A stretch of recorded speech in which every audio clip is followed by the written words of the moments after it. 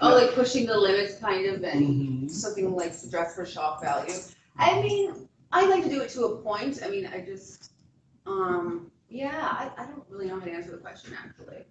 If he wanted me to, he'd be open for discussion. I mean, not close to anything, but I like to dress the way I want. And he doesn't really have a say anyway, so it doesn't really make a difference. He can want me to wear a burlap sack, and if I don't want to, I'm not going to. Okay, Yeah. so now, have you ever felt, the reason I keep putting the question to you, I'll come to you in a minute, is because I'm trying to make it all connect as far as to, just for us not to just be rambling about that sex. I want it to make sense to people out there talking, listening to us.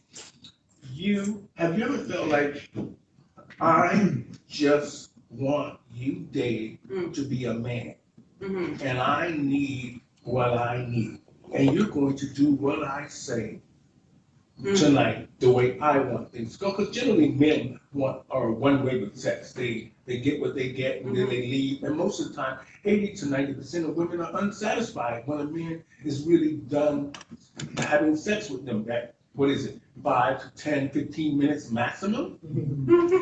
If that. Well, if that. I guess I could start off by saying I am very happy, sexually satisfied.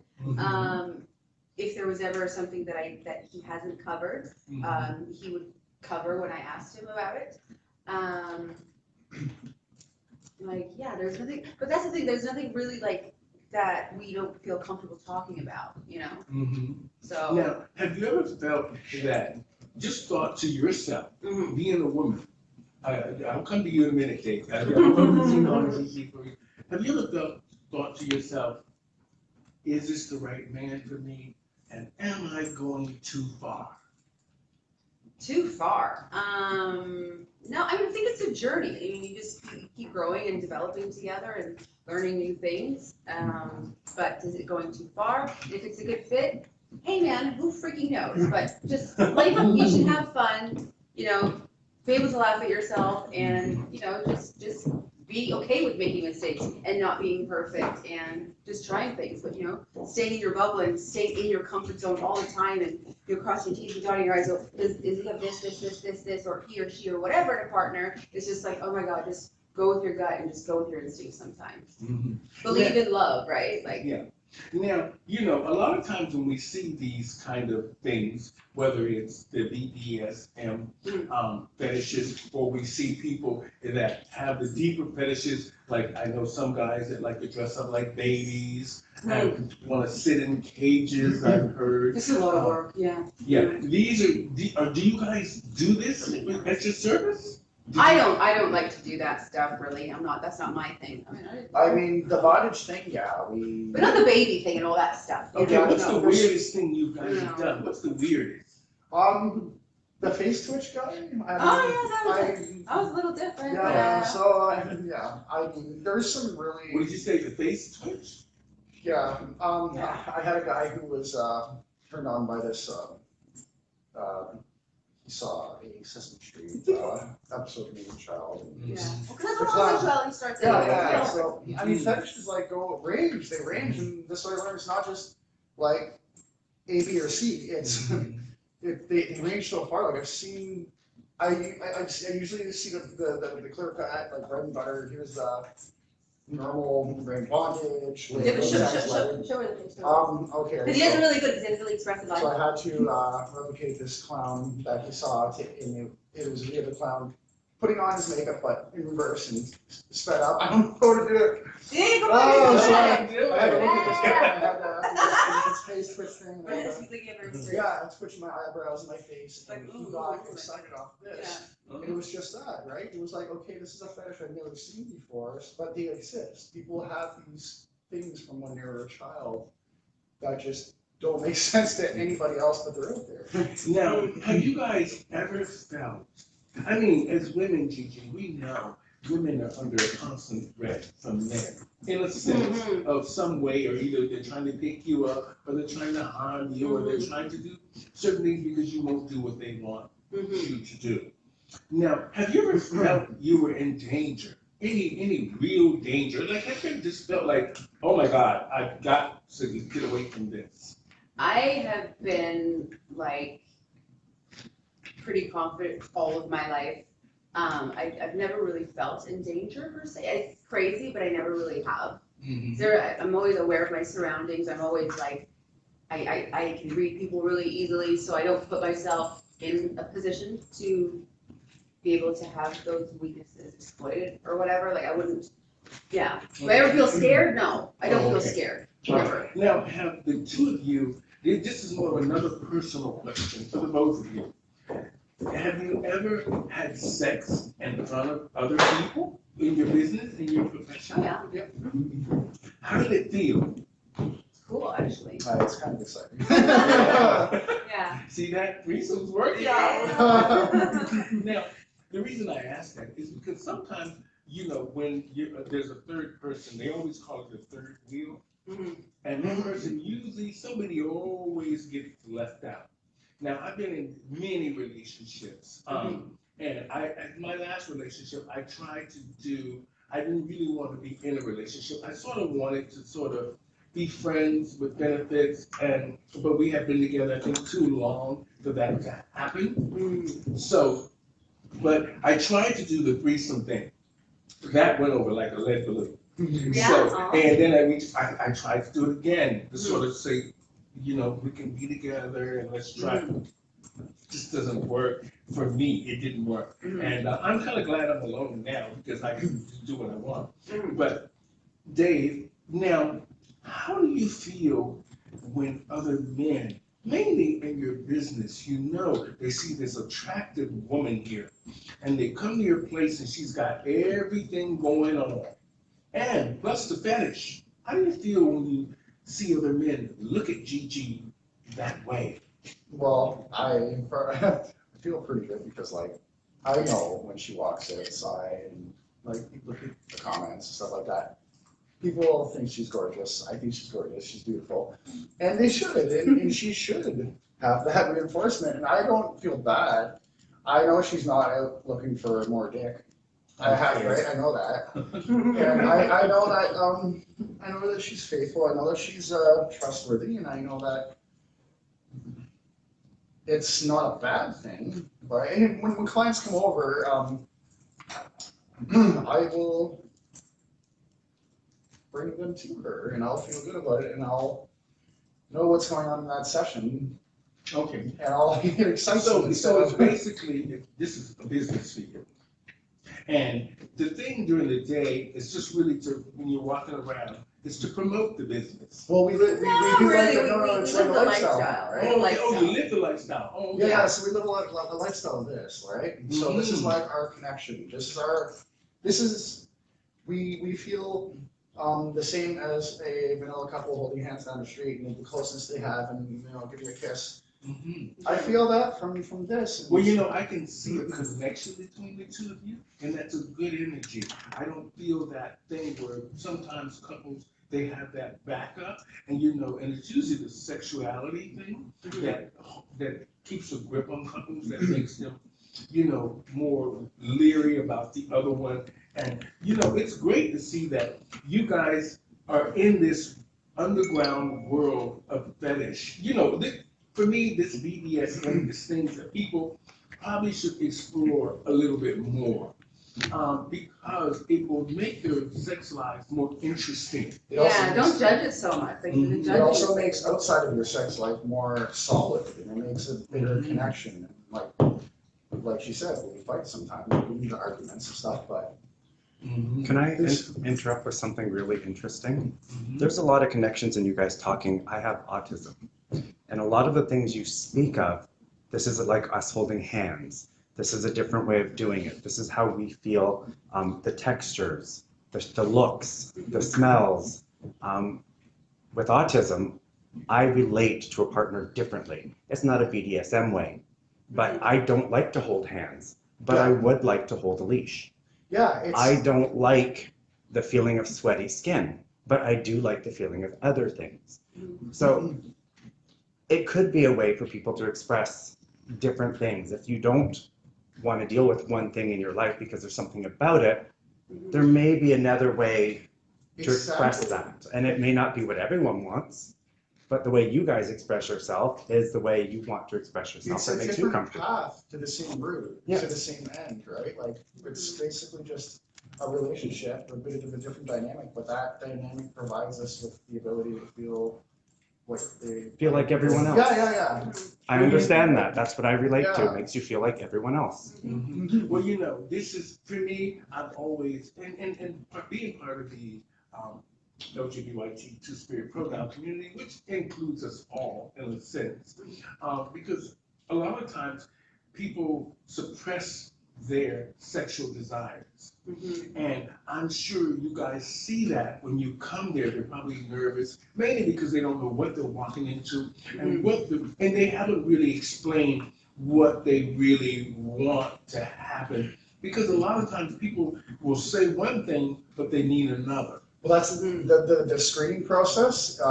We have a way of having a long conversation and kind of getting a little bit deeper than they we're at first comfortable going with the words, but that has to happen because like we're going into a situation where they're walking into this is the thing, they're walking into a situation that could potentially cause them trauma, right? So you have to get to the bottom of that. You have to know everything.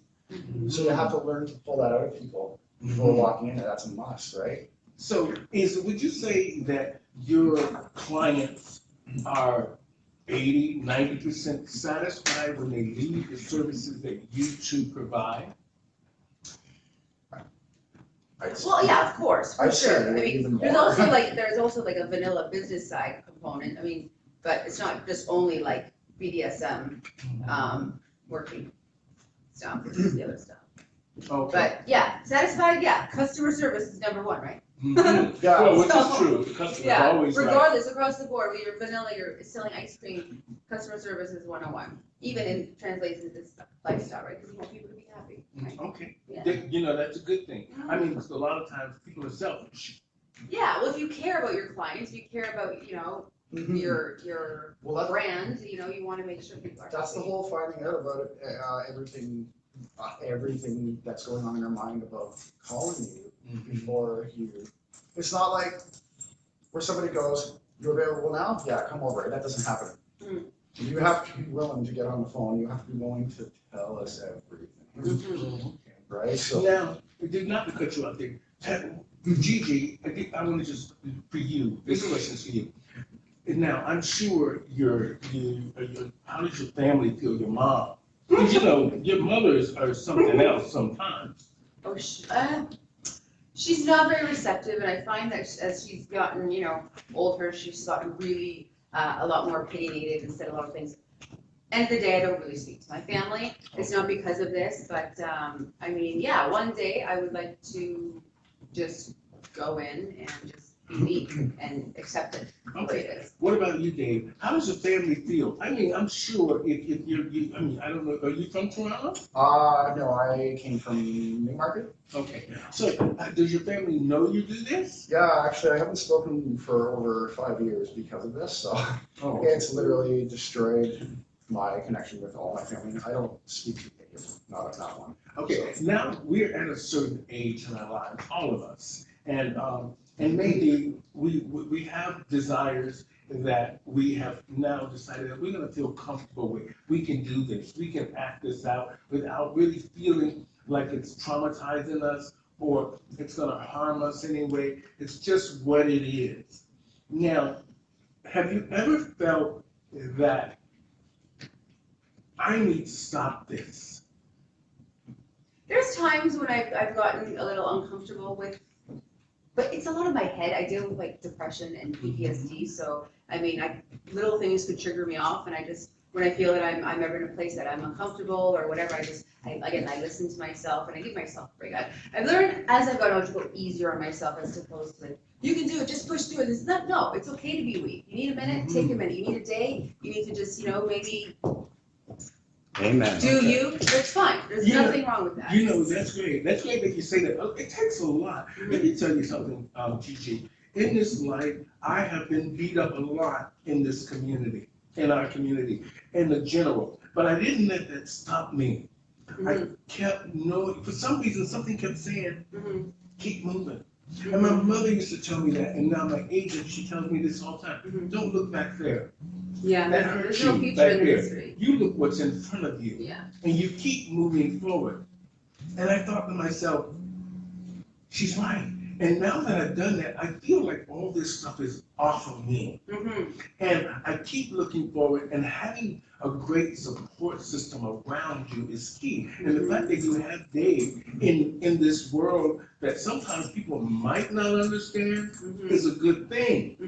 Because, you know, coming from a Christian background, if my parents were alive, I miss you, Mom and Dad, they were amazing to me when I was a child. I'm just being honest. They never beat me up or never did anything to me. They took very good care of me, and till this day, they still are taking care of me. You know what I mean? But at the end, you really need to have a support system and people that understand what this is all about. And we, as a society, need to stop closing this in. It's almost like it's a form of we don't see it. Don't see, don't tell. Am I saying that right? Yeah. Don't ask, don't tell. Yeah. And I'm glad that the two of you were able to talk about this. I mean, it's hard to talk about your fantasies and what you like in bed and that you've been with other people, because people have a perception that they think that they're all Christians. Because at the end of the day, a lot of these people that are laying out there in their beds and having these hookups on these hookup It's apps. delusional. I mean, let's be honest. And if you're a Christian, the first rule, love everyone, judge no one. That's the first rule people need to understand. God doesn't have hate. Like, what people have to think, like, oh, it's against God's whatever. Like, that's not my There's God. an My old God saying, loves everybody. He's inclusive to God everyone. created everything on this earth, and loves only everything the man same. thinks he can judge what God created. Now, you know, I'm glad you guys came on to talk about this. I don't want to take up too much more of your time. I just want to say thank you, Gigi. You're beautiful. Thank you. And Can I ask a question before you sign off? I want to ask a question. In the world of BDSM, I know in every world there's a form of discrimination / racism. So let's use it in the sense of, do you have to deal with people who go, I'm a better BDSM person than you are? Like, in that world of BDSM lifestyle, the true lifestyle. Well, since we're the best. No, we don't get that. We get another. Do you find if I showed up to a BDSM party in a dress-up version of leather, I may be all wanting to go for it, Yes. will they discriminate? In the gay community, I noticed, right? I spent a lot of time in the village. In the gay community, with the old guard leather people, they are very discriminatory against somebody who may want to wear a corset, who may want to wear high heels with their leather. A male that may Yeah. So the whole. So there's still a masculinity issue. Yeah, there is a masculinity issue, and even in our village, I've seen it. That's mainly with international Mr. Leather guys and stuff like that, and they'll be masculine guys. As soon as somebody wants to be a little bit feminine, they're not quite accepted. Also, there's like a thing between the fetish, the dominatrix and dom thing, who provide real-time sessions compared to FinDom.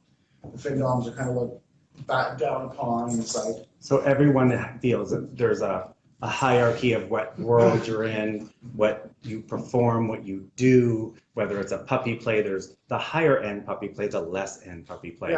There's the high end dominatrix. No matter how you feel as a dominatrix, I mean, you may look down upon each I other. don't really voice when I see somebody against fetish. Just do you at the end of the day. You Yeah, know, just do big you. time, part time, small time, just But do you find as long there as is you're that happy. There is form of that, yeah, I've seen discrimination. it. I've definitely I seen think it. that's across in like any business or any like lifestyle, you know, your neighbors doing the same shit to you too, right? Well, see, that's what I'm trying to see is that no matter what you do, no matter where you are in this world, someone's going to think they're better than you. Yeah.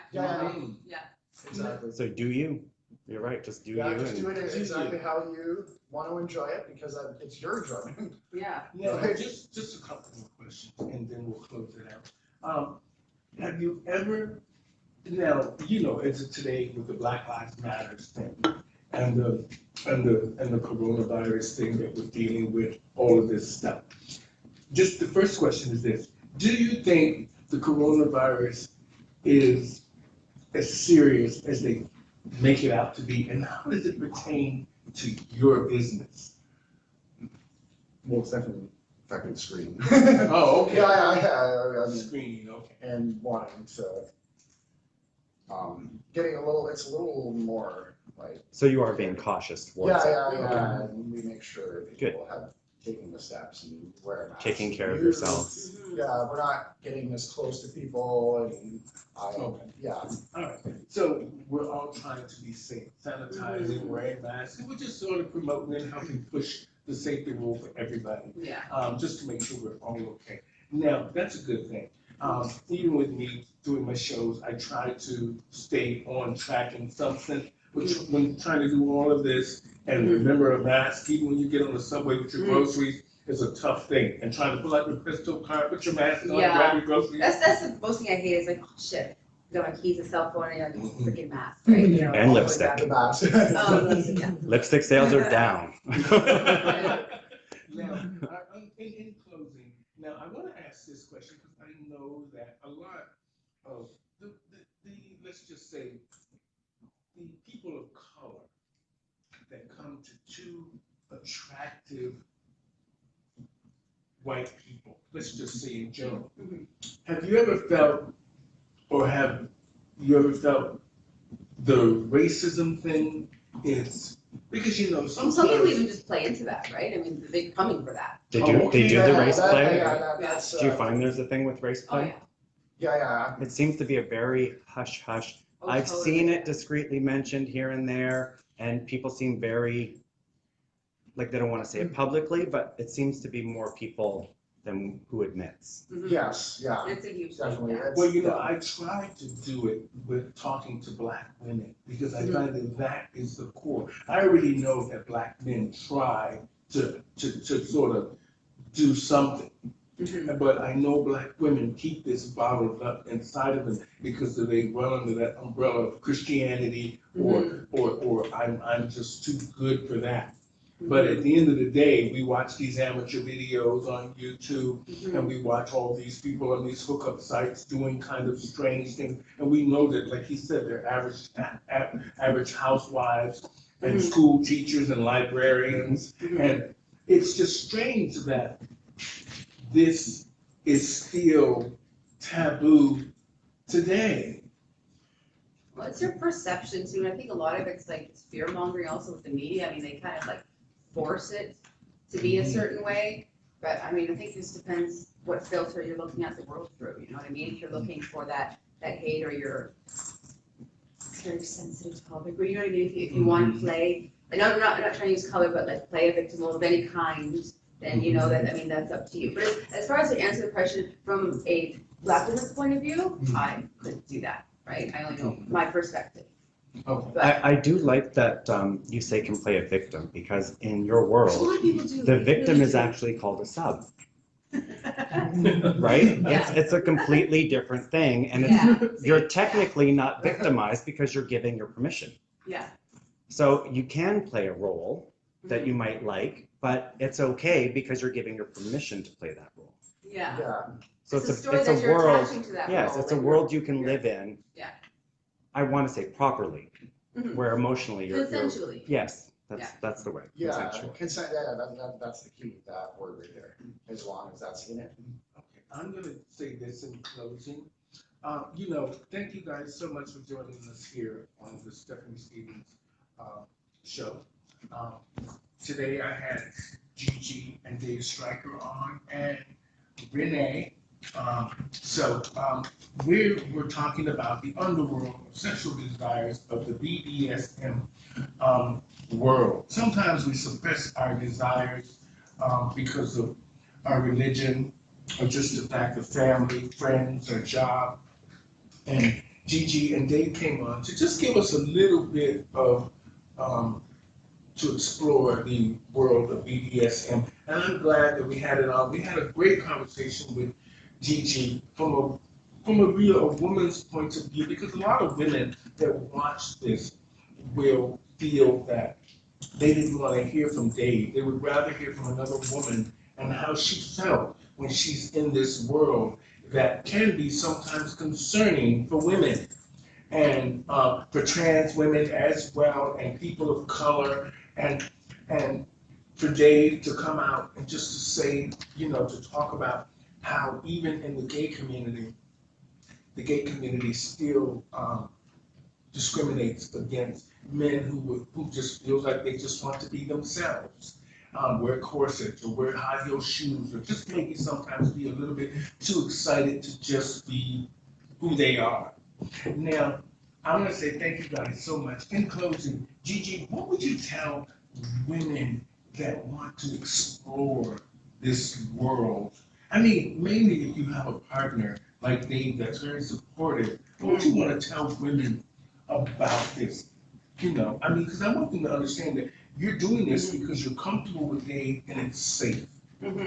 So like more or less the women that are kind of like scared to bring it up to their boyfriends or their husbands or whatever, do the role play on your husband or your boyfriend. I had a lady come out, she's like, oh, I want to do this and that. I'm like, okay, well then show him, do the role that the scene that you want to see. Make him, because, oh, I'm sorry, he like rolls over and go to bed. No, he's not allowed to do that. Sit on the ground, say you're sorry, and now go look in the corner. Show him. You can only express yourself. To have all those like sexual feelings just harbored inside and festering away, and you're just so horny and you can't sleep. It's awful. Just do it. Show him. Like, do this, do that. Now it's your turn. I don't want you to do that tomorrow. You've got to make your man understand. It's your sexuality. It's your liberation. I think it was women, we've been repressed for so long. Oh, we shouldn't wear this, or we shouldn't talk like that, or your lipstick's too red. It's 2020. Let's just like move on with it already, But a closed mouth doesn't get fed. End of the day. Speak That's up. true. That's true. Yeah. My mother used to always tell me, because when we used to go to the store, my brother and sister would always grab everything off the counter, and I would be just standing there looking at something, and she would like, listen, the cart is full. You have nothing in the cart. If you don't start speaking up and putting what you want in the cart, you're gonna get nothing. Exactly. And I'm not gonna tell you more than once. You go get what you want, put it in the cart, I'll either say yes or no. So learn to speak. Now, Dave, for you, it's great that you're supportive of Gigi. I commend you for that, because a lot of men will just look at it as though it's just sex, and that she's my woman, she will do what I want her to do, and all these kind of things. And for you to be open to her ideas about how this should go, how the business should go, and to talk constantly, because communication is the key, and I'm sure it really has to be the key with this kind of a world, because it can be kind of concerning at times, more for you, Gigi, than it would be for Dave. Now, Dave, what do you say to men out there that might look at you and say, oh, he's a fag, or he's mentally ill, or he's crazy? What would you say to people out there, men out there that look at you like that? I say I'm sure you've had that. Oh, I get a lot. Constantly. I think the association with latex and being gay. I walk outside, I get called a faggot every day. And I don't care, because I know exactly where it's coming from. It's not coming from a place of, oh my God, what is faggot? It's coming from a place of, this is threatening to me because I have maybe a similar, maybe even a different need or fantasy inside me that I am too afraid to fulfill. It's like, whatever you want, just do it. You might get criticized a little bit, but what the fuck, right? Look what I have. Maybe she saw it. And let's face it, people are jealous you're living your best life the way you want to live it, and they want to ruin that for you. That's all it is. This is my fantasy, and I have it. I have my fantasy. That's my fantasy is sitting inside me. Well, you know what? I just want to say thank you guys for coming on the show today. You shared a lot with us, and we've learned a lot. And I'm glad I got to know you a little bit better, Dave. Over the years, you've been very supportive of me to get this going. And Gigi, it's nice meeting something. You're beautiful, and the makeup is impeccable. And I'm so jealous because, well, I'll do it for you anytime. Okay. She looks just like me, twin sisters. And so thank you guys so much for being on the show today. Thank everybody out there for watching the show today. Be sure to share the video, and we will chat soon. Thank you guys for being on the Stephanie Stevens Show. Over and out, everybody. Bye. Thank you, Gigi and Dave. Bye.